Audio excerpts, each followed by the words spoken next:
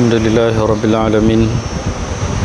Salatu wassalamu ala ashrafil anbiya wal mursalin Sayyidina Muhammadin wa ala alihi wa sahbihi ajma'in. Rabbi shrah li sadri wa yassir li amri wahlul 'uqdatam min lisani yafqahu qawli. La hawla wa la quwwata illa billahil aliyyil azim. La hawla wa la quwwata illa billahil aliyyil azim. La hawla wa la quwwata illa billahil aliyyil azim. Itu dia tanda muka surat apa? Bab apa? Ada tak? Ini kita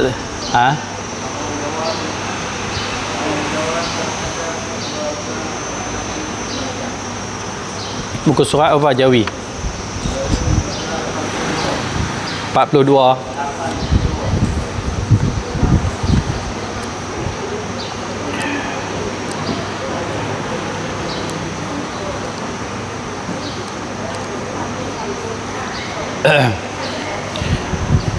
Tanggungjawab terhadap keluarga mengenai sembahyang. Betul?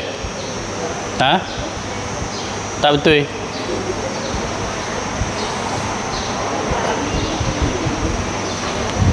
Betul tak?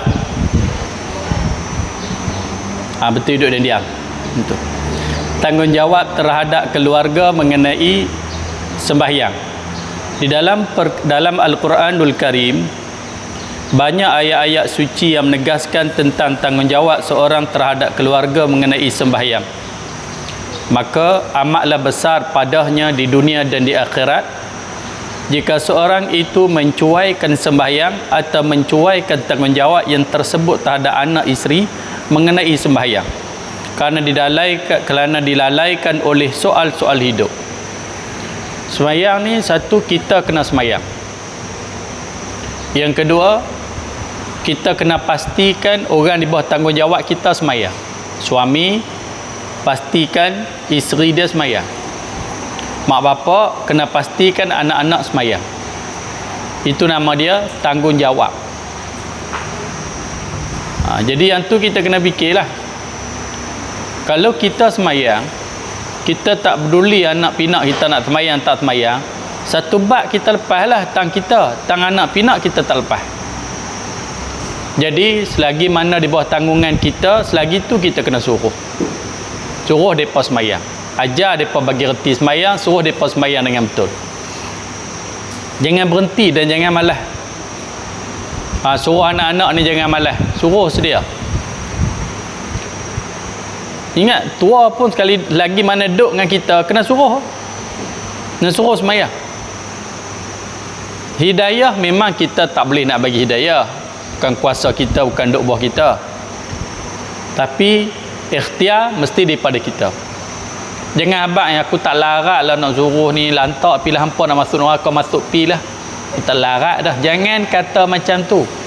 Biasa kata ada lagu tu, tak larat dah, malas dah nak suruh hampa, tak boleh.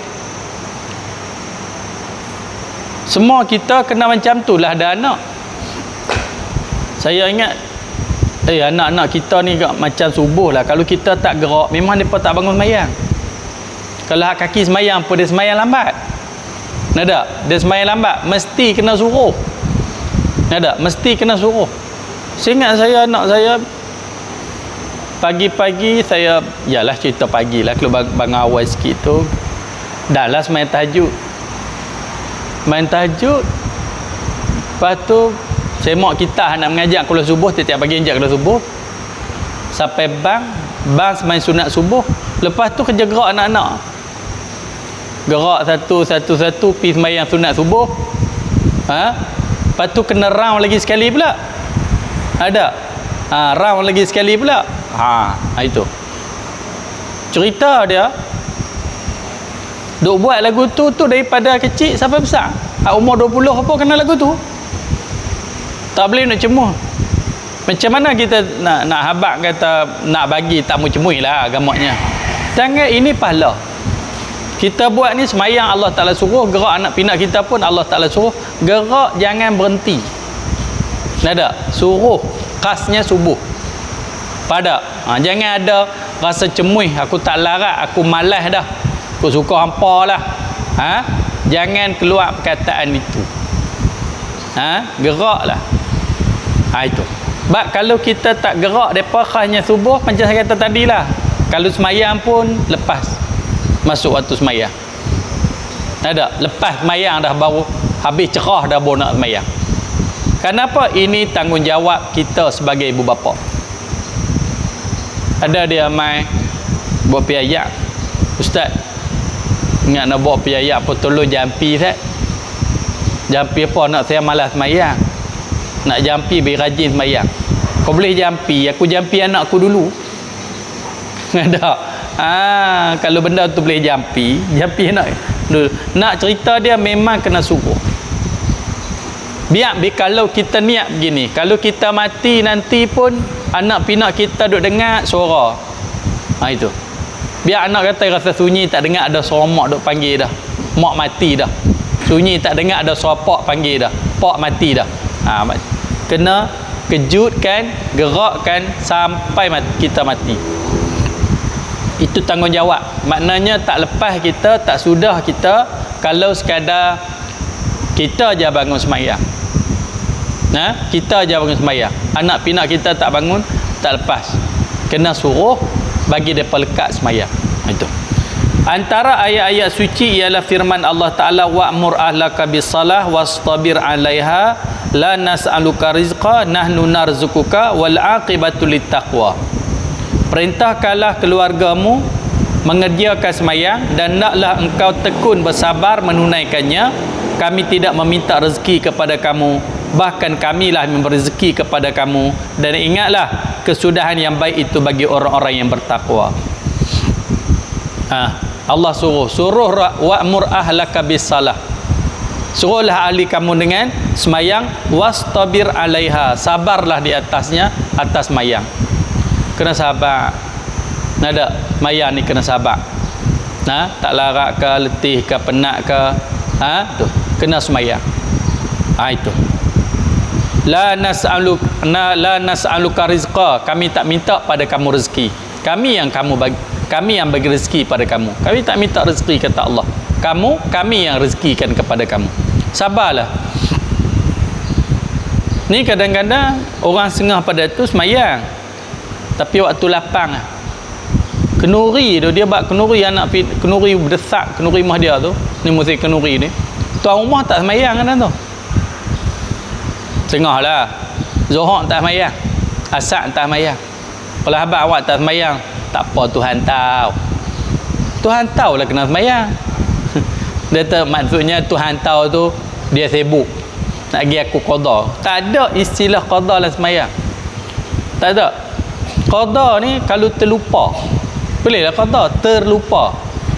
Kalau saja tinggal haram. Kena qada tapi kena bertaubat sekali. Qada dan bertaubat sekali. Itu. Tinggal semayang saja tak boleh. Baik. Firman-Nya lagi, ya ayyuhallazina amanu qu anfusakum wa ahlikum nara wa quduhan nasu wal hijarah. Wahai orang-orang yang beriman, peliharalah diri kamu dan keluarga kamu daripada neraka dan bahan-bahan bakarnya manusia dan batu.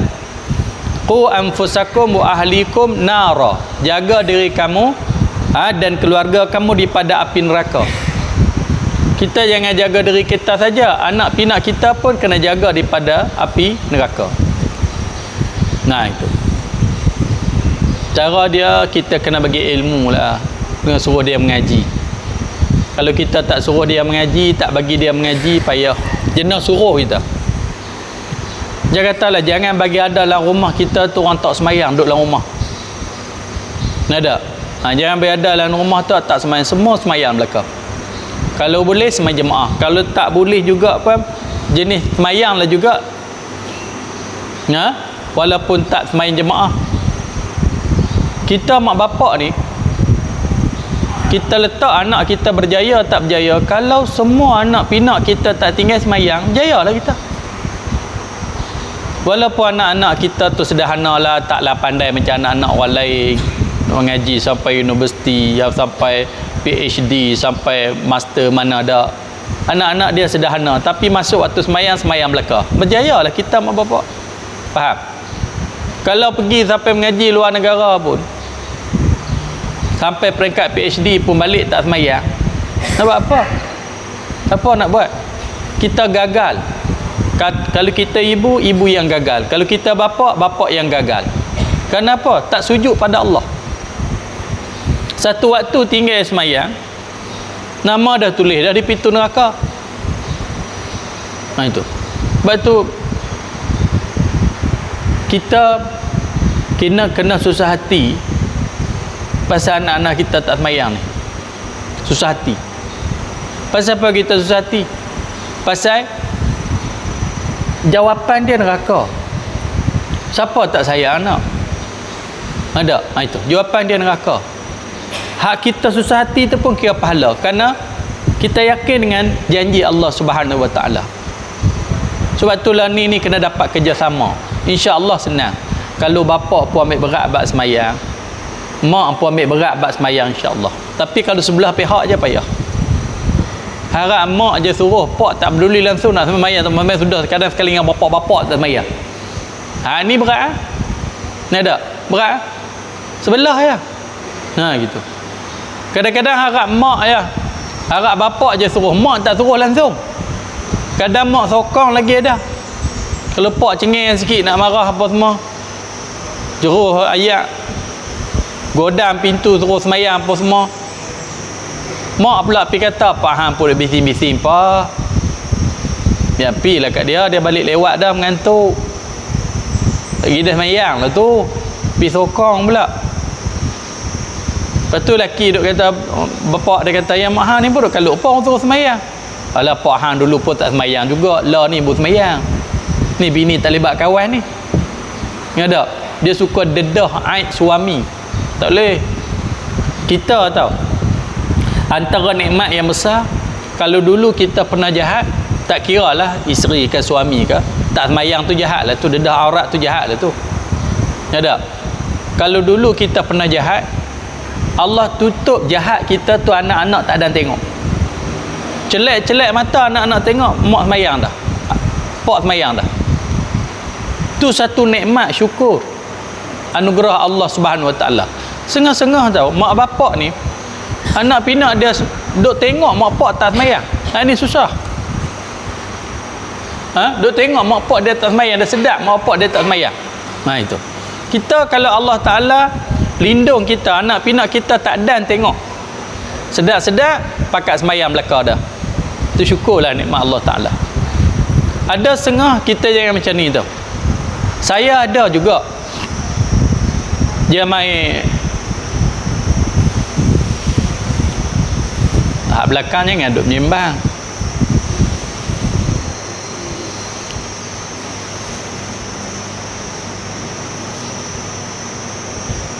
Dia main, anak jumpa saya, kita jangan bagi anak pinak kita je macam ni.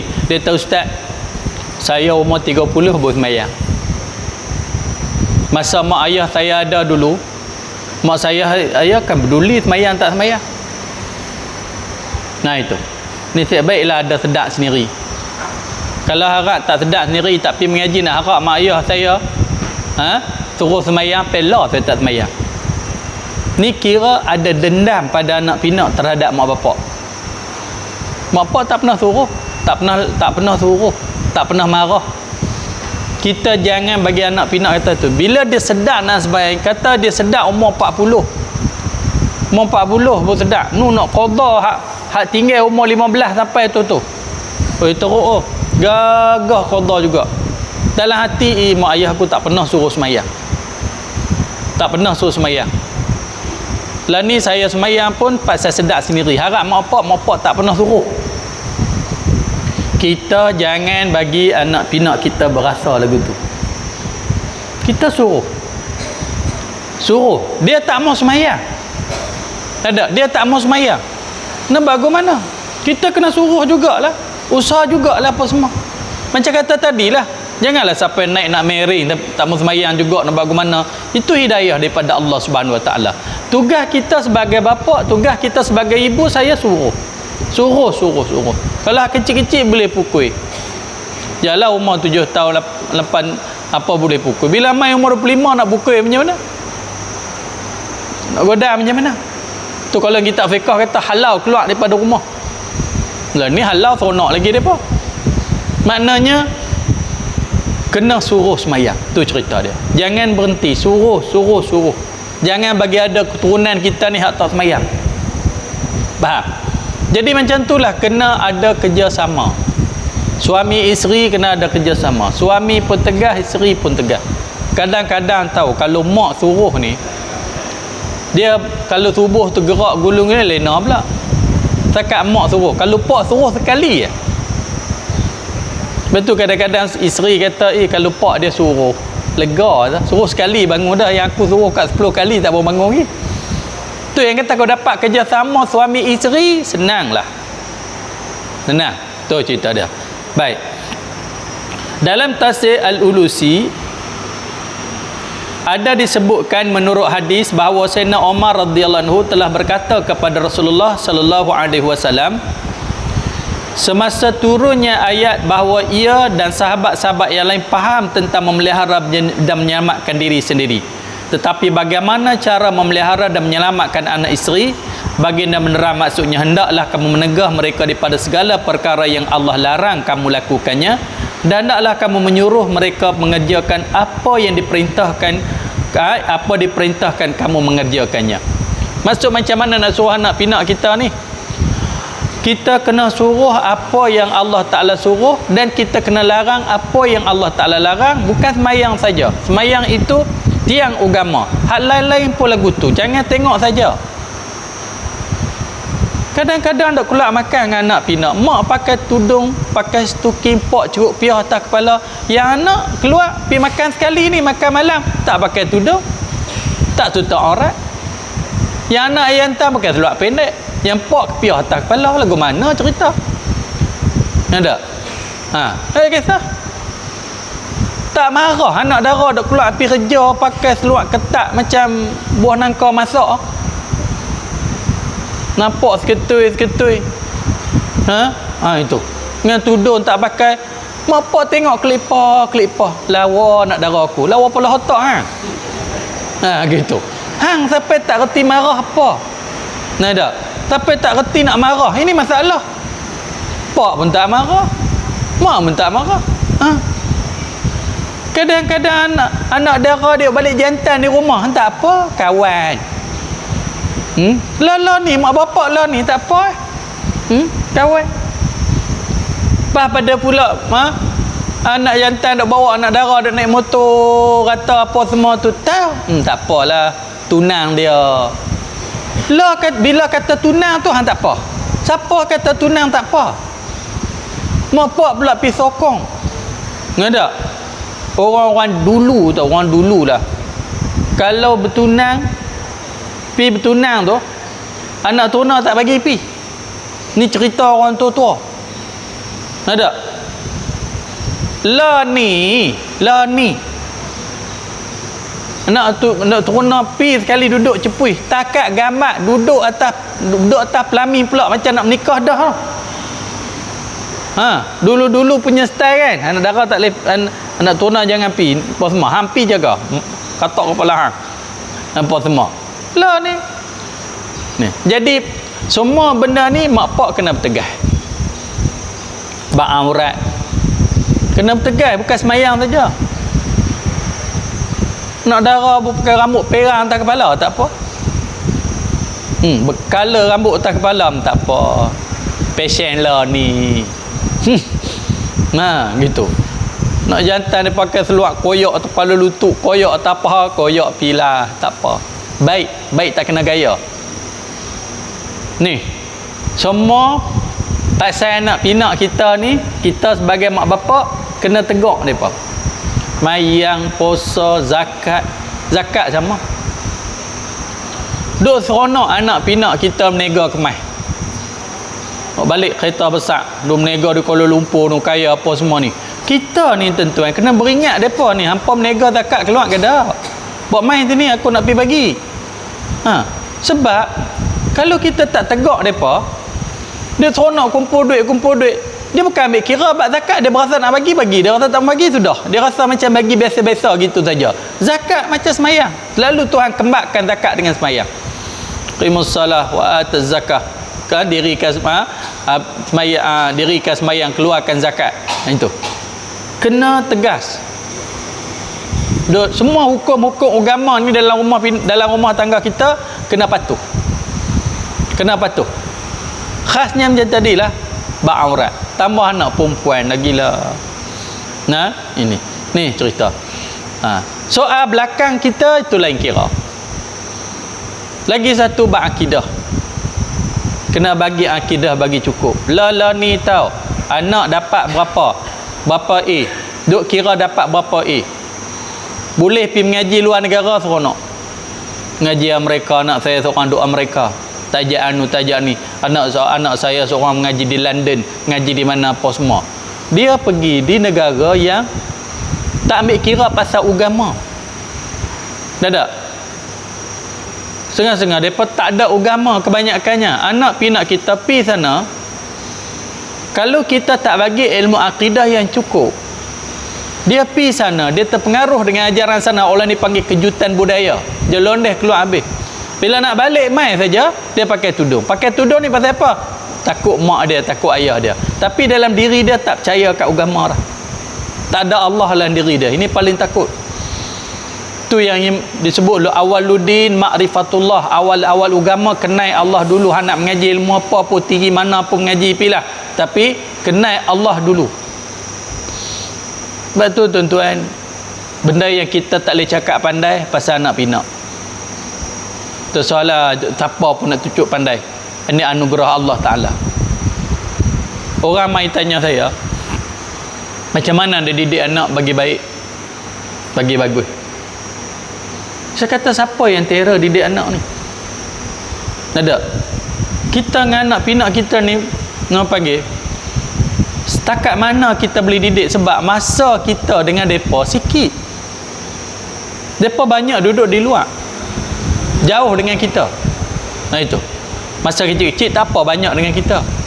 Saya duduk perhati tengok orang anak-anak jadi baik ni. Ada nombor satu, anak-anak jadi baik ni nombor satu sekali, kalau mak bapak dia rajin bersedekah. Cuba tuan-tuan perhati, kalau rajin bersedekah, insya-Allah anak pinak kita baik. Kita tak teruk jaga tara mana. Ada rajin sedekah. Niat saya nak jaga cakap mana boleh jaga. Ada cakap mana tak boleh jaga. Depan mata kita bolehlah, belakang. Dan nak tunjuk cerdik. Sebab tu kalau orang yang sedap tahu, dia sedap diri dia tu, dia tak berani nak pergi kata yang anak orang ni sudut setan, macam setan. Ada anak kawan ni macam pelasik, anak orang tu, anak kawan tu tak berjenis langsung. Orang yang ada keinsafan dalam hati dia tak berani. Saya tak berani. Ada. Sebab apa kita nak berkata anak orang jahat, dan kita pun ada anak? Ada, kita pun ada anak. Tu itu ada. Sebab tu kalau anak kita baik, bersyukurlah pada Allah Subhanahu Wa Taala. Bukan bila anak kita baik, kita sedap-sedap pergi kata anak orang tu syaitan, anak tu tak guna, nak ada orang tu tak pakai apa semua. Kita ada anak, nak pergi kata kat anak-anak orang apa semua. Cuma kalau kita tengok anak orang lain teruk, contohnya jantan cucuk subang, telinga sebelah, dengan tatu penuh badan, dengan rambut berperang lagu ni apa semua. Kita yang sedap ni, kita kata apa? Risaulah mata hati ni. Sepatutnya, ya Allah, minta simpanglah anak-anakku jadi lagu ni. Itu tak simpang. Tuan-tuan sekalian, tu nombor satu, berdoa pada Allah. Nombor kedua, banyak bersedekah. Tuan-tuan perhati tengok, anak orang kedekut minta maaf, dengan anak orang pemurah berlain. Kita ni pandai tu nombor dua. Kita nak anak kita bukan jadi pandai saja. Nombor satu, kita nak anak pinak kita jadi baik. Pandai pun tak guna kalau jahat. Pandai pun tak guna kalau jahat. Tuan-tuan sekalian, orang pandai lah ni ada curi duit juta-juta, ada masuk penjara ada 3 hari ni. Mau orang pandai-pandai belakang. Bodoh tak boleh. Nak ada. Ni duk start masuk satu. Pandai. Nak ada. Kalau bodoh tak boleh. Oh bodoh dia curi kepala paik masjid ya. Dia curi besi buruk, curi motor orang. Orang bodoh dia curi lagu tu, orang pandai buat kerja. Kisahlah nak lepas diri. Ambil hakim ni, tukar nu ambil lawyer ni, tukar lawyer ni, pusing kok nu, cari pasal ni, cari pun lagu ni apa semua. Ini cerita dia. Tengok depan mata. Itu. Sebab tu kita jadi mak bapak ni, tuan-tuan. Kita rasa kita tak ada apa dah. Kita rasa tak ada apa dah. Anak pinak kita lepas semua. Tapi berdoa pada anak pinak ni tak boleh berhenti. Ada orang uji tau anak pinak ni. Kita harap Allah Ta'ala tak ujilah kita yang berat pasal anak pinak. Mak bapak duduk di luar, anak duduk penjara. Macam mana? Nak ada? Orang panggil. Kita nak seronok, anak duduk dalam penjara. Kadang-kadang bukan sat-sat 10 tahun. Itu semua. Maknanya yang sakitnya bukan yang duduk dalam penjara tu saja. Ada. Yang sakit tu. Hak kita duduk kat luar ni pun sakit. Ada. Nak makan nasi teringat kat anak. Anak makan apa di sana. Nah gitu. Nak tidur, kita tidur atas tilam dengan ada aircon, dengan ada selimut, teringat kat anak. Dia tidur buat apa semua tu. Jadi habis dah hidup kita. Kegembiraan kita habis. Dah habis. Itu. Sebab itulah yang ni macam katalah tak ada siapa pun boleh tunjuk pandai sini. Kita berdoa pada Allah Subhanahu Wa Taala. Moga Allah Taala lindungkanlah anak pinak kita daripada jenayah yang bila kena je, bukan dia saja kena, kita pun kena.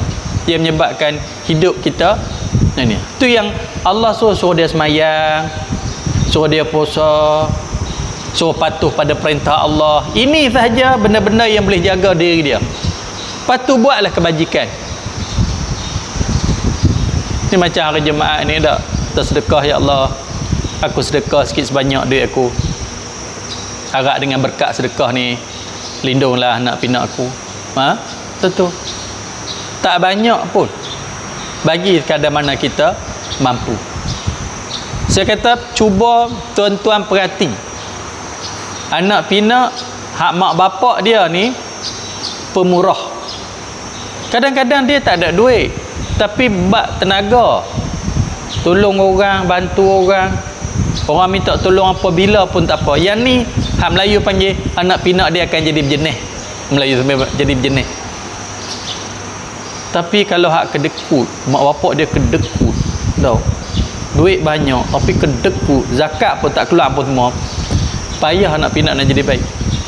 Payah. Ada. Kalau orang tanya saya petua dia, baru ni pun saya pergi Sabah. Adalah berjumpa di Sabah. Apa semua mereka nak buat madrasah apa semua, saya pergi. Ada main jumpa. Dia sebut itulah saya ni ustaz, ada masalah anak-anak. Duit ada tapi anak-anak jadi teruk, dia habaq. Saya ni rasa tak ni apa semua. Nak buat macam mana? Saya sebut satu. Pertama, kita kena banyak sedekah. Sebab tu kalaulah kita faham tuan-tuan, dengan sebab kita sedekah, wakaf, derma ni, anak pinak kita boleh jadi baik. Kita nak kedekut apa? Nak tak? Kita nak kedekut apa? Macam saya kata tadi, kalau satu malapetaka kena pada anak pinak kita, bukan kena kat dia saja, kita mak bapak ni pun tak boleh nak senyum.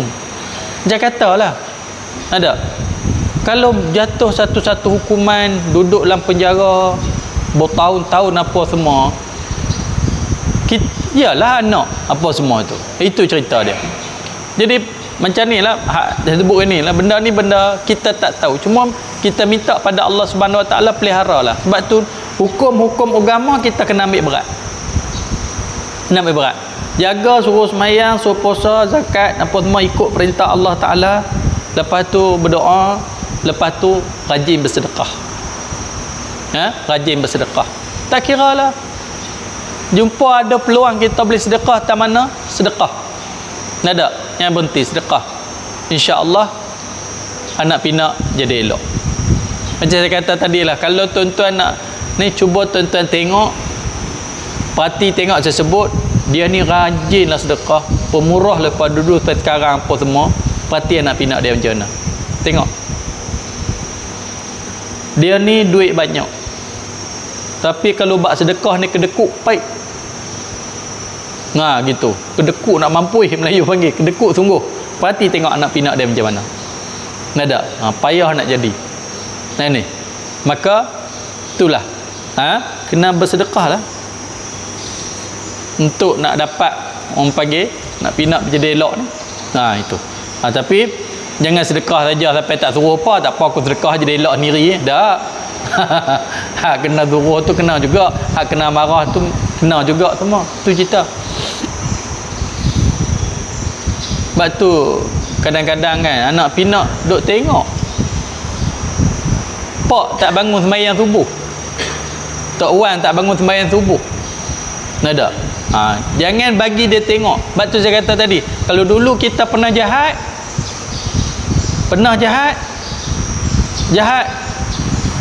anak pinak tak ada lagi, celak-celak mata anak pinak tengok pak dia sembahyang, tak pernah tengok tak sembahyang. Celak-celak mata mak dia sembahyang, sedap-sedap mak dia tutup aurat dah, tak tengok, tak dan tengok. Hak zaman rambut color dulu ni tak dan tengok, padahal buat agak tu. Hak zaman rock dulu tak dan tengok, celak-celak mata tengok. Itu satu nikmat yang cukup besar. Allah tutup buruk kita depan anak pinak. Tu cerita dia. Baik. Hendaklah kamu menegah mereka daripada sebaik. Al-Imam Al-Alusi rahimahullah berkata lagi, ayat ini telah dijadikan dalil oleh alim ulama tentang wajibnya orang laki-laki mempelajari perkara agama yang fardu ain dan mengajarkan kepada anak, isteri dan orang-orang yang terletak di bawah, di dalam kawalannya. Ayat ini menetapkan pada kita wajib pada ibu bapa kena belajar. Wajib pada ibu bapa kena belajar fardu ain. Dan ajak pada anak pinak. Kita kena ajak. Suami kena ajak pada isteri hukum hakam. Isteri suami kena ajak pada anak hukum hakam. Jangan bagi anak pinak kita sampai tak tahu hukum hakam. Dia kena tahu. Sebab tu kita kena ambil berat hal-hal agama dalam rumah tangga, kena ambil berat. Lagi satu, dalam rumah jangan sampai tak bunyi Quran langsung. Yakni tak ada baca Quran dalam rumah. Laki bapak pun tak baca, mak pun tak baca, anak sulung sampai bongsu tak ada siapa pun baca Quran dalam rumah. Rumah tu mati tau. Rumah tu mati. Rumah yang hidup ni rumah yang di dalamnya baca Quran. Di dalam rumah tu baca Quran. Biar ada bunyi Quran dalam rumah. Jangan dalam rumah tak ada bunyi Quran. Sakat buka radio je tak edit. Kita kena rasa, berapa hari lah rumah ni tak bunyi Quran. Ambil Quran baca. Baru rumah tu ada roh. Rumah yang tidak ada baca Quran dalam rumah tu mati. Mati. Tak ada. Nak hidupkan rumah baca Quran dengan semayang. Semayang menghidupkan rumah tu. Kalau siapa pun tak semayang dalam rumah tu, siapa pun tak baca Quran dalam rumah tu tak ada roh. Faham tak? Ini. Imam Bukhari rahimahullah berkata, maksud ayat suci ini sebagaimana diterangkan oleh Mujahid ialah, suruhlah ahli rumah kamu bertakwa kepada Allah dan didiklah mereka dengan pelajaran agama. Untuk menguatkan lagi alasan mengenai maksud ayat suci ini, Imam Bukhari menurut sebuah hadis antara lain yang bermaksud bahawa orang laki-laki adalah menjadi pemimpin dan bertanggungjawab terhadap ahli rumahnya, laki-laki.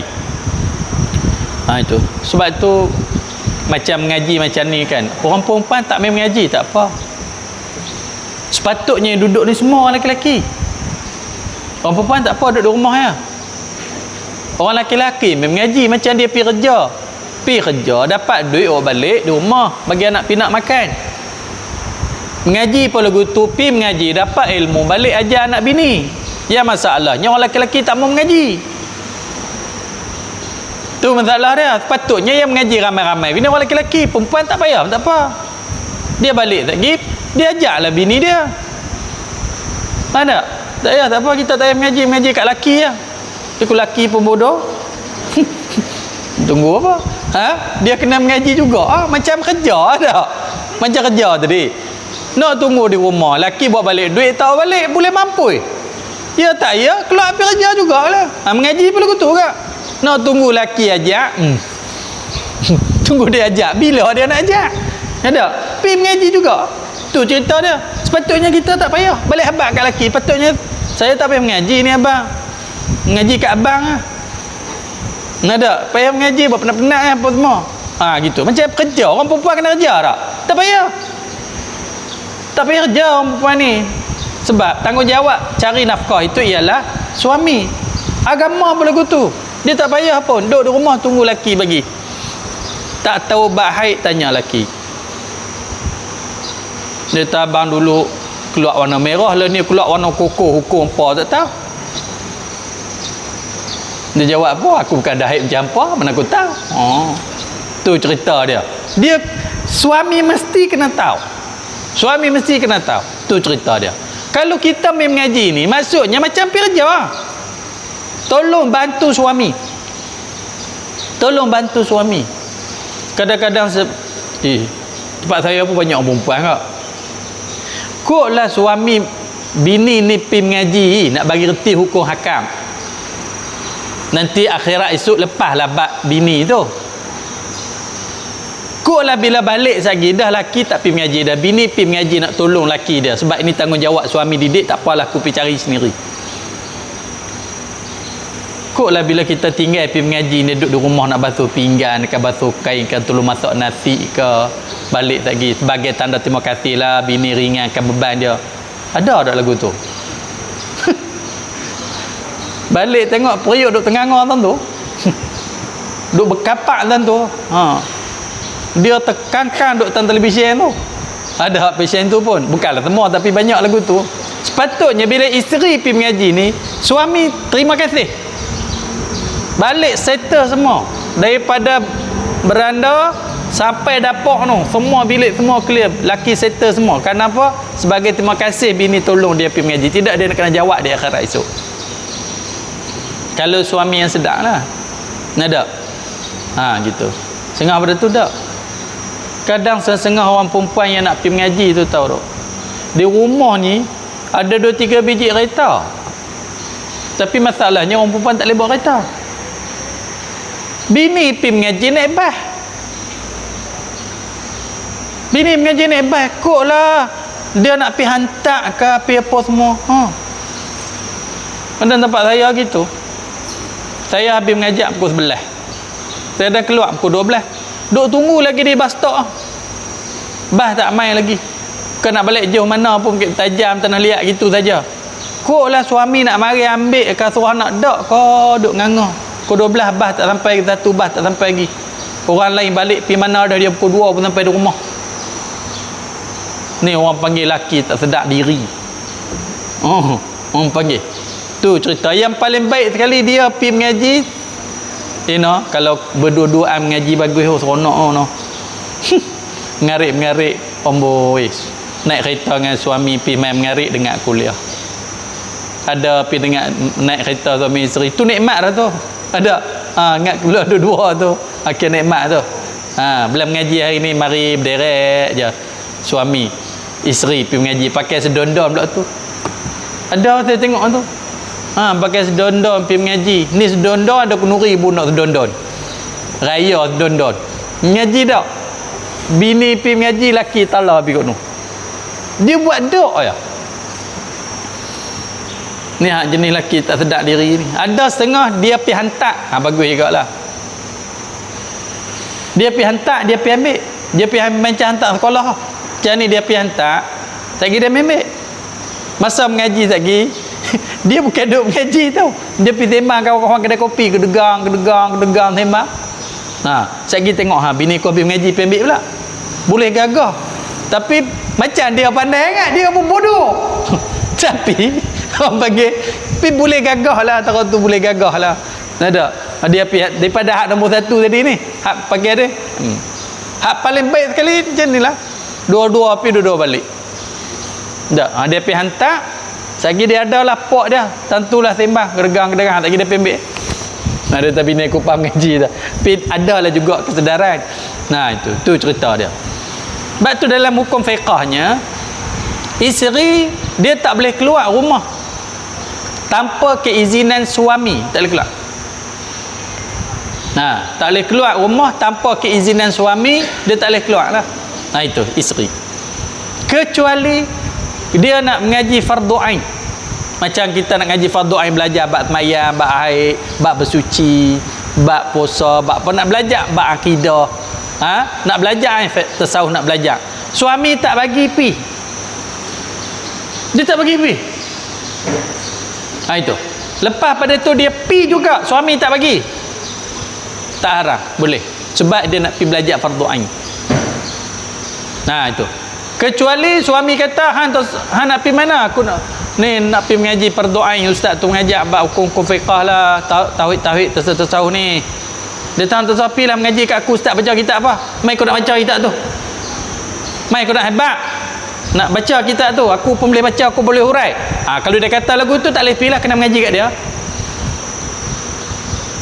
Jawi pun baca. Berterabu, orang baca bumi, dia baca bom. Bawa mim bom. Dia baca gumano. Orang baca kalde, dia baca keladi. Haram makan keladi. Haram makan keladi. Eja sama, tulisan sama. Kat lamda ya. Gitu. Haram makan keladi. Dia terlama ni kita makan keladi haram. Duk makan sayur keladi haram. Bukan keladi lebay kalde. Ya haram tu kalde, bukan keladi. Ya, main-main baca kitab Jawi ni. Kalau dia tak boleh, dia tak ni. Kalau dia suami dia kata dia berkahwin dengan ustaz. Ustaz kahwin dengan ustaz. Ustaz ni reti lah apa semua. Ustaz ni tak bagilah bini dia pergi mengaji sebab dia nak ajak sendiri. Bini tak boleh pergi. Tapi kalau tak ustaz tu pergi lah. Pergi dia tak bagi, dia tak mau masak nasi kat aku lapar nak makan apa semua. Masak sendiri. Saya nak pergi belajar. Tak apa, tak berdosa. Faham?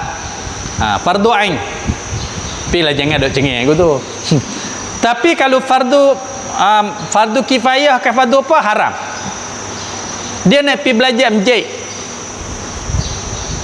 Laki tak bagi pergi, dia pergi juga haram. Walaupun laki tak reti menjahit. Nah bro. Ni duk sengih-sengih biasa buat kerja ni ke? Ni ada pula orang pergi kursus apa tak tahulah, ni menega online lah. Menega online ni.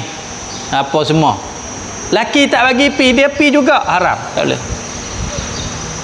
Sebab ini bukan fardu ain ya. Kalau laki bagi tak apalah. Gubah bunga, ni gubah-gubahan ni. Untuk orang kahwin ke apa, dia kena belajar ke tu pun. Buat apa dia udang panjat pokok neneh lah. Orang lain ni duk buat kan. Gitu. Tengok sekali macam buah temikai punya tola. Tola ada kisah berjadi macam buah temikai tu. Apa semua. Dia nak pergi belajar buat yang ni, suami dia tak bagi, dia pergi juga haram. Durhaka. Fardu ain tak apa. Dia nak belajar fiqh dan belajar tasawuf, dia nak belajar tauhid. Sebab dia tahu dia tak reti yang ni. Lepas tu dia tahu suami dia pun tak pernah ajak. Tak tahulah suami tu reti tak reti tapi tak pernah ajak. Tapi suami tak bagi pi, dia pi juga, tak jadi durhaka. Faham? Kena tanggungjawab dia ajak. Itu. Jadi macam tadilah bab-bab hal-hal agama dalam rumah tangga kita kena ambil berat. Saya kata tu, jangan jemu. Jangan jemu dan jangan malas. Kerana apa? Kita duk suruh tu pahala. Kita duk marah-marah tinggal semayang tu pahala. Kita duk tegak keluar tutup aurat bagi elok-elok tu pahala. Kena tengok sama anak dara kita. Kadang pakai tudung. Tudung pun sikit je. Pakai baju ketat macam baluk nak berjalan pun tak boleh. Kita kena tegak. Tak boleh ni, haram, dosa, masuk neraka. Apa semua. Tengok duk dai rambut lo ni. Ambil uduk macam mana, mani hadas macam mana. Nak tak? Kena tegak. Tu cerita dia. Jangan biar ya, tak boleh. Kenapa ini tanggungjawab? Mula daripada semayang, sampailah semua hukum-hukum agama. Kita kena ambil berat. Itu. Tanggungjawab ibu bapa terhadap anak-anak mengenai sembahyang ditegaskan secara khusus dalam hadis. Ada hadis sebut an Amr bin Shu'aib an abihi an jaddihi qala Rasulullah sallallahu alaihi wasallam muru auladukum bis salah wa hum abna'us sab'in sinina wadribuhum 'alaiha wa hum abna'u 10 sinin wa farriqu bainahum fil madaji'. Rawah Abu Daud. Daripada Amr bin Shu'aib, daripada ayahnya, daripada datuknya, katanya Rasulullah sallallahu alaihi wasallam bersabda, suruhlah anak-anak kamu mengajarkan sembahyang semasa mereka umur 7 tahun. Kena suruh umur 7 tahun, kena suruh dah. Ingat, masuk darjah 1 kena suruh dah. Suruh sembahyang. Tadika pun umur 7 tahun. Darjah 1 lah ni tak? Kalau ikut tu bukan darjah 1, tadika kena suruh dah kalau ikut tahun hijrah. Itu. Kena suruh sembahyang. Dan pukullah mereka jika mereka meninggalkan sembahyang semasa umur 10 tahun. Tak sembahyang, pukul. Pernah kita pukul anak pasal tak sembahyang? Kalau itu. Pukul 10 tahun tak sembahyang, pukul. Pukul bukanlah pukul mencederakan. Sebab tu dalam rumah kena ada rotan. Rotan sakut di dinding, tulis kat rotan ini untuk orang tak sembahyang. Tak? Dalam rumah kena ada rotan. Sebab apa tuan-tuan?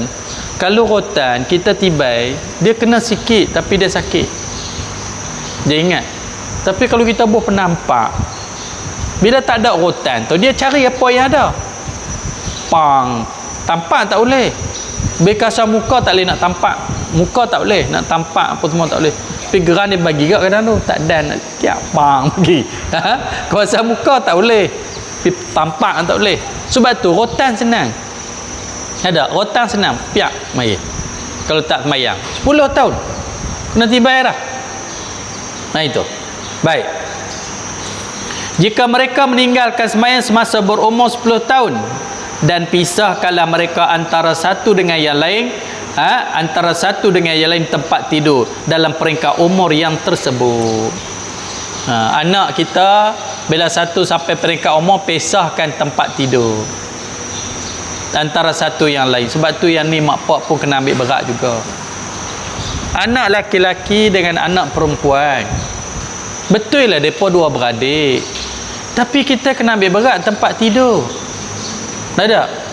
Tempat tidur anak laki-laki, anak perempuan. Kalau kita tak mampu bagi seorang satu bilik pun, anak laki-laki, anak perempuan umur 7 tahun tak boleh tidur sekali. Tak boleh. Tapi api-apilah kat mereka tak boleh. Kena asingkan. Umur 7 tahun, 10 tahun. Abang umur 10 tahun. Adik umur 7 tahun perempuan. Tak boleh tidur sekali. Asing. Tu cerita dia. Tanggungjawab mak bapak kena bagi rumah selesa.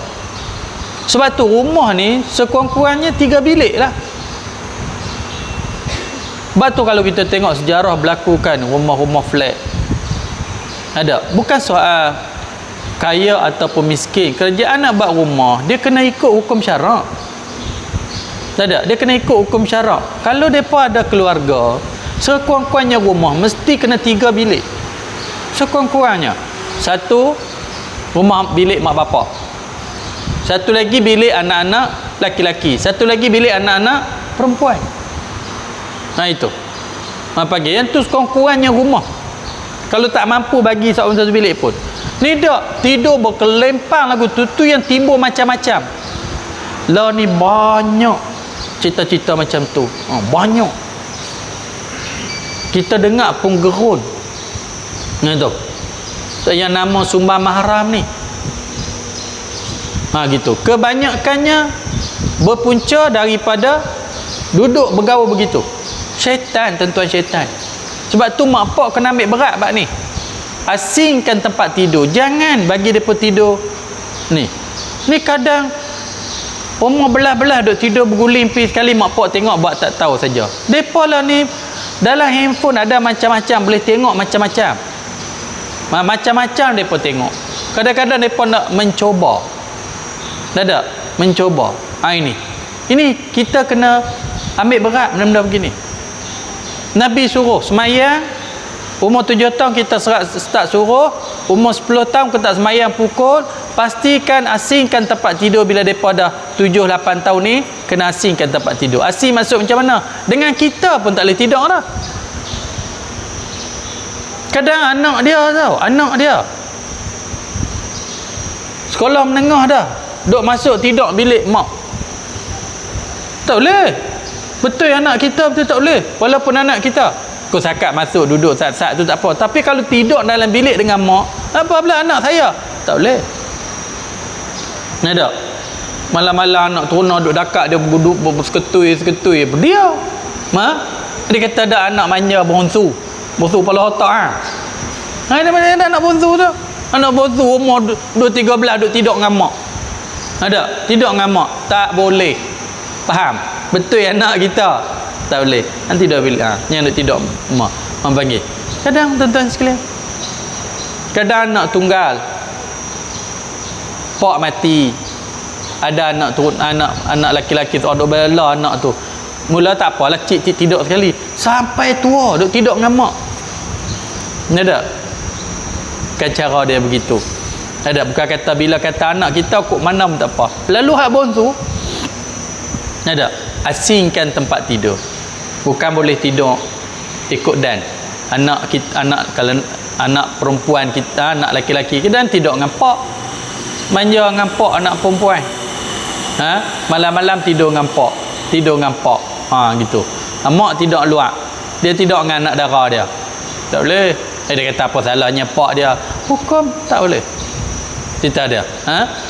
Macam-macam boleh berlaku. Macam-macam boleh berlaku. Mana kita tahu?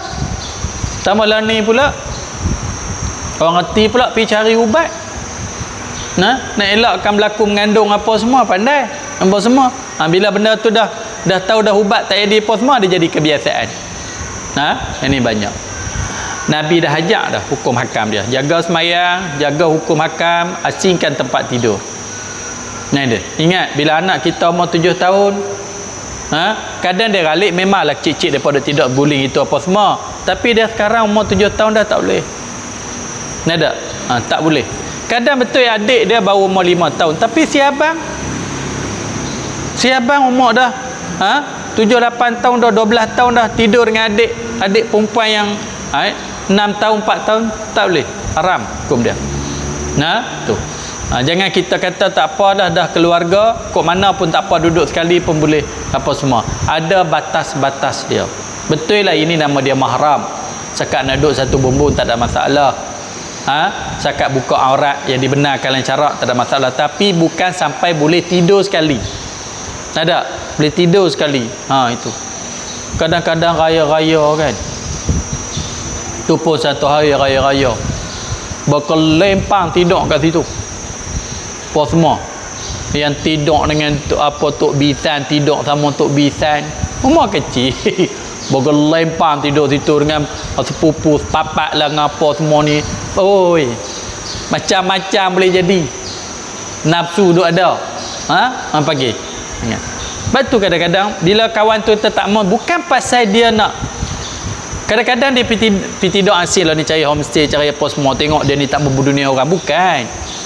Ni ada. Ini hukum. Ada. Dah kita ada kemampuan tak apa, nanti kita balik. Nak tidur bergelempang lagu ni.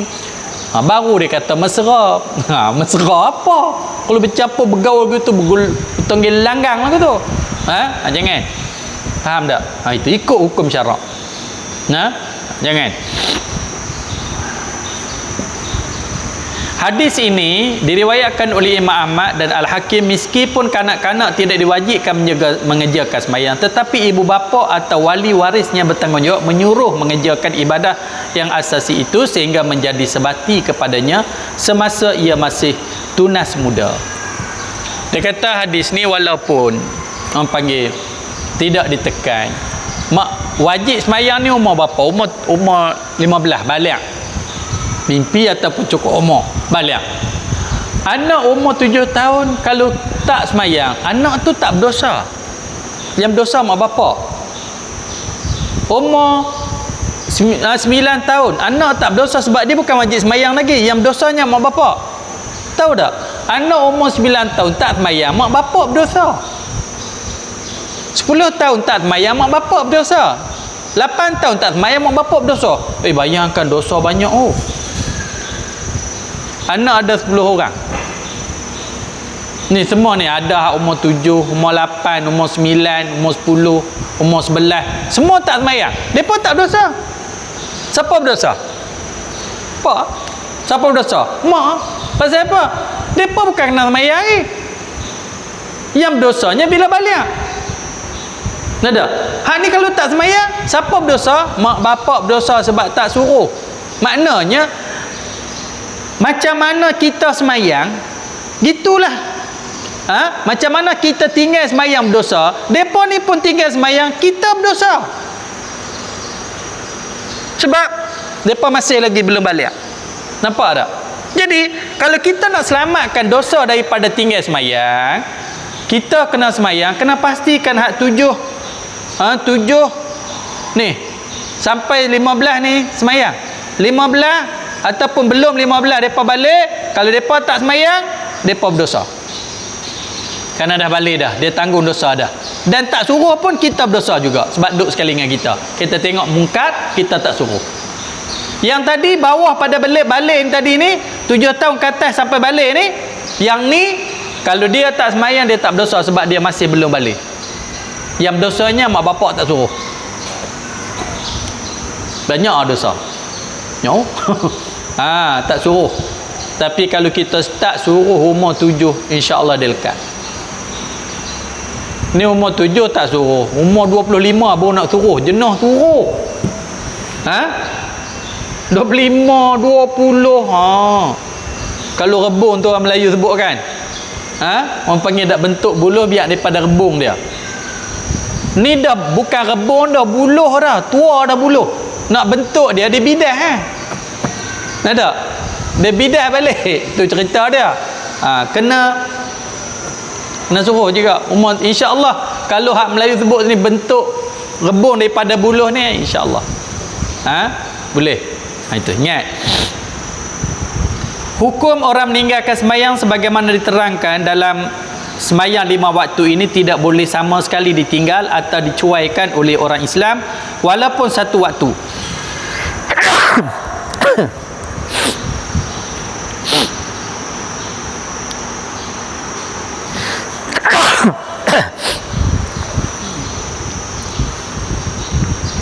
Walaupun satu waktu dalam segala keadaan selagi ia masih sempurna akal, sekalipun ia sakit tenat kena semayang. Semayang 5 waktu ni tak boleh tinggal selagi mana ada akal. Selagi mana ada akal tak boleh tinggal semayang. Tambah orang laki-laki, dia nak tinggal semayang macam mana? Bukan ada haid. Orang perempuan ada waktu boleh tinggal, laki-laki tak ada. Orang laki-laki nak tinggal semayang ada satu cara je. Boleh tinggal semayang, kena gila. Yang gila tinggal semayang. Tu cerita dia. Sakit tenat pun kena semayang. Kena semayang. Tinggal semayang tak boleh. Tak, semayang dia bagi keronggaran, tak boleh berdiri duduk. Tak boleh duduk baring. Tinggal tak boleh. Kalau musafir jamak qasar, tu je ada. Tinggal semayang tak boleh.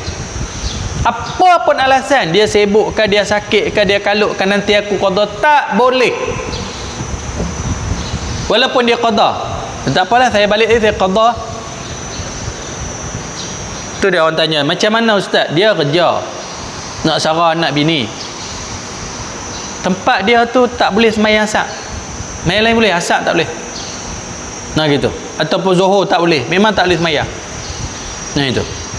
Ataupun tengah dia pergi kerja. Dia pergi kerja sebelum subuh, sampai sana habis subuh. Tiap-tiap hari memang macam tu. Nak macam mana kerja cari rezeki? Boleh tak tinggal semayang subuh? Nanti saya qada. Tak boleh. Lepas tu nak buat mana? Berhenti kerja tu, cari kerja lain. Bumi Allah luas, rezeki ada di mana-mana. Berhenti kerja tu, cari kerja lain. Esok malaikat tanya pasal apa? Saya terpaksa kerja nak cari rezeki, wahai malaikat. Lepas tu malaikat tanya esok, tidakkah bumi Allah ini luas? Tak ada kerja lain? Bang, bagi dalam kubur. Apa tu ke? Ada kata, nak mana saya nak cari rezeki, kalau saya tak cari rezeki macam ni, anak pinak saya tak boleh makan, tak boleh apa semua. Cari kerja lain, belah lembu, belah kambing, belah ikan. Banyak kerja boleh. Cari kerja. Kalau kerja boleh semayang, tak apa. Kerja tak boleh semayang, jangan. Kita pesan kat anak pinak kita gitu, kita mak, oi, ni cari kerja, tapi tak boleh semayang kerja ni. Semayang boleh, hal lain boleh lah, subuh tak boleh. Bak naik bas pi, sampai sana, sampai tempat kerja pukul 7, cerah dah. Habis tiap-tiap waktu, tiap-tiap hari qada lah, jadi subuh kena tinggal tiap-tiap waktu. Kita nak kata apa kat dia? Kata dia berhenti cari kerja lain yang lebih berkat. Nak tak? Sebab semayang tak ada kelonggaran. Nak bagi kelonggaran kata tak apalah, macam mana ada darurat. Siapa kata darurat? Nak tak? Kerja macam-macam ada kerja tu. Goreng pisang tepi jalan boleh, goreng ayam tepi jalan boleh. Adalah rezeki kamu. Lebih lagi kalau kamu berhenti kerja pasal tak boleh semayang, Allah akan lorong jalan lebih baik bagi kamu. Mungkin nampak sikit tapi ada berkat dia. Macam kata tadilah, kalau kamu tinggal semayang, mudarat dia banyak. Kita tak senang. Tu cerita dia. Jaga.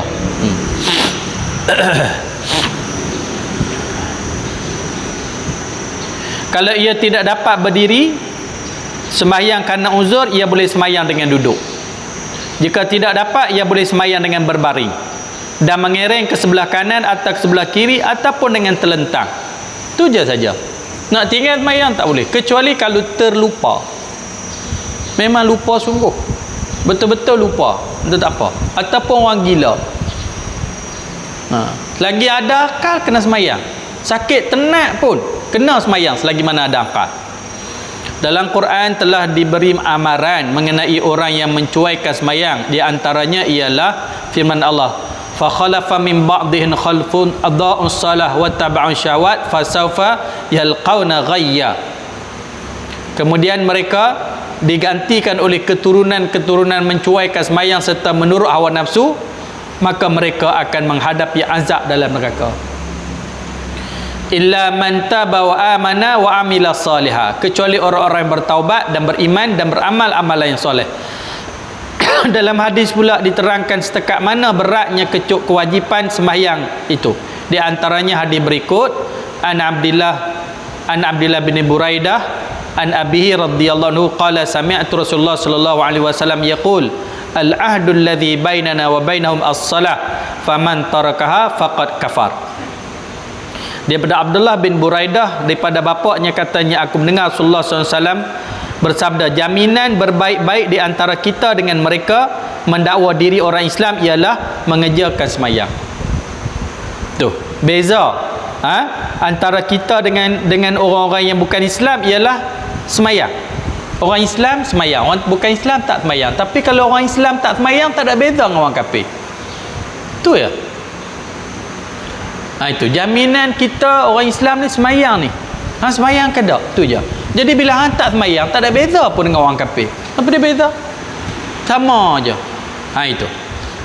Oleh itu sesiapa yang tidak sembahyang, maka sesungguhnya termasuklah ia dalam hukuman orang yang kafir, kata Nabi. Siapa tak sembahyang masuk dalam hukuman orang kafir. Kenapa? Beza orang sembahyang, beza orang kafir, orang tak kafir ni ialah sembahyang. Pasal tu kita sembahyang, pasal tak mau nampak kita ni macam kafir. Faham tak? Tak mau nampak macam kafir, sembahyang. Tu cerita. Bila tak sembahyang, apa beza dengan orang kafir? Orang kafir tak sujud pada Allah. Cuma bezanya orang Islam tak sembahyang ni, Berhala pun tak sujud, tokong pun tak sujud, ke Allah Ta'ala pun tak sujud. Menentang apa tak tahu. Nak kata kafir tak sujud pada berhala. Nak kata Islam tak sujud pada Allah Ta'ala. Apa payah kira. Kafir sujud pada berhala, terus kafir senang. Hak ni Tuhan pun tak sujud. Berhala pun tak sujud. Menentang apa tak tahu hak ni nama dia. Tak ada nama. Nak kata kafir tak sujud pada tokong. Nak kata Islam tak sujud pada Allah. Sujudlah pada Allah. Tak ada beza. Tak semayang dengan orang kafir ni. Tak ada beza. Beza dia semayang. Sebab tu faman tarkaha faqad kafar. Siapa tinggal semayang kafir.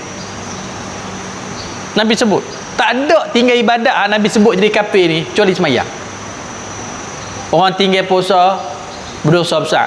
Orang tinggal zakat berdosa besar. Orang tinggal haji berdosa besar. Orang dedah aurat berdosa besar. Orang tinggal semayang kafir. Walaupun berbagai-bagai terjemahan tafsiran ulama berkaitan dengan kafir orang tinggal semayang ni, tapi kafir. Kalau kita letak orang tinggal semayang ni kafir, orang Islam ni sikit je sebenarnya. Hak kafir asli lagi, hak kafir tinggal semayang lagi, banyak. Sikit je Islam tu ini. Faham? An Jabir radhiyallahu anhu qala sami'tu Rasulullah sallallahu alaihi wasallam yaqulu bainal abdi wa bainal kufri tarkus salah. Daripada Jabir radhiyallahu anhu katanya aku mendengar Rasulullah sallallahu alaihi wasallam bersabda perkara yang menghubungkan seorang dengan kufur ialah meninggalkan sembahyang. Nak tahu orang panggil menghubungkan orang tu dengan kafir, tinggal sembahyang. Hang tinggal sembahyang tu tali hang nak pi ke kafir tu mudah. Buat jambatan menuju ke kafir walaupun tak kafir lagi, tapi jalan menuju ke kafir tu ada dah kalau tak sembahyang. Berat pada tu Nabi sebut. Orang kalau kata kafir ni marah. Tak sembahyang tu, jalan menuju ke kafir tu dah buka jalan luas dah pergi. Hang nak berhubung dengan orang Islam. Orang Islam pakat sujud pada Allah, hang tak. Jadi maknanya walaupun dia masih Islam, tapi kalau tak sembahyang, jalan ke kafir tu terbuka untuk dia. Pergi ke kafir tu sangat jelas. Betul orang tak sembahyang dia boleh buat macam-macam. Betul kalau dia sembahyang kata, kalau dia jahat macam mana pun dia sembahyang, dia pi jauh-jauh tak pergi dia kena balik sembahyang. Dia galik dia kena balik sembahyang, insya-Allah dia selamat. Tapi kalau dia tak sembahyang, dia pergi, lama-lama jatuh sampai kafir. Main. Tu cerita dia. Sebab tu kita duk tengok orang-orang duk pergi hantar anak-anak pergi pondok lah, pergi mak tafi apa semua. Kadang-kadang cita-cita dia pun bukanlah nak suruh anak-anak hafal Quran ke apa semua dia. Boleh lekat semayang pun jadilah ustaz weh. Dia kadang-kadang dia fikir gitu ya. Kadang duk pergi tengok sekolah-sekolah, kalau ada sekolah ada mengaji hak ambil berat bab semayang bagus. Kadang tak ambil berat bab semayang. Hak puluh mengaji ilmu dunia ni. Sebab tu kalau kita nak hantar anak kita apa kolej ke universiti ke apa ke, kita kena cari hak ambil berat bab semayang. Wajib semayang berjemaah. Ambil berat bab semayang. Tak kat situ. Tapi kalau pergi tu tempat yang tak peduli bab semayang, semayang masing-masing. Bab mengaji lebih tegas. Nak semayang sudah. Yang ni berat lah. Ada. Berat orang pagi. Itu dia. Sebahagian ulama berpegang pada zahir hadis-hadis ini menerangkan tentang kufurnya orang yang meninggalkan sembahyang. Sebahagian ulama menyebut kufurnya orang yang meninggalkan sembahyang. Sebahagian ulama pula memberi penjelasan, iaitu jika orang yang meninggalkan sembahyang itu mengingkari, maka ia menjadi kafir, murtad, dan wajib dihukum oleh pihak yang berkuasa jika ia tidak bertaubat kembali kepada Islam, kerana ia telah mendustakan Allah Ta'ala yang menerangkan wajib sembahyang itu. Kalau ia meninggalkan sembahyang kerana malas semata-mata, sedang ia tetap percaya tentang wajibnya, maka dia durhaka dan berdosa besar, wajib dihukum dengan sebenar-benarnya jika ia masih berdegil akan kesalahan itu. Jelasnya sembahyang wajib dikerjakan dan tidak boleh dicuaikan sama sekali, dan hendaklah pula dikerjakan dengan sempurna, kerana tidak syak lagi sembahyang itu menjadi sebab membawa kepada rahmat dan rezeki. Sembahyanglah membawa pada rahmat dan rezeki dan menolak bala bencana. Sembahyanglah membawa bala bencana. Sebab tu kita kena berusaha memperbaiki sembahyang kita biar sampai peringkat kita boleh khusyuk sembahyang. Barulah kita akan dapat rahmat daripada Allah dan kita akan dapat ketenangan dan kebahagiaan. Jadi mula hari ni kita faham tajuk ni jagalah sembahyang dan jagalah sembahyang nak pinak kita. Mudah-mudahan Allah Taala selamat kita. Jadilah tentu dulu mengqada sembahyang. Wallahu a'lam.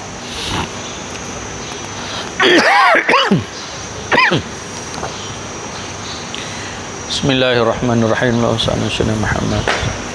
Allahumma inna nas'aluka uluman nafi'a, rizqan wasi'a, amalan salihah, sa'adatan daran, husnul khawatim, dakhar rizqin.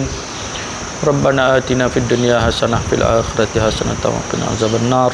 Sallallahu ala sayyidina Muhammad wa ala alihi washabbihi ajma'in. Alhamdulillahirabbil alamin.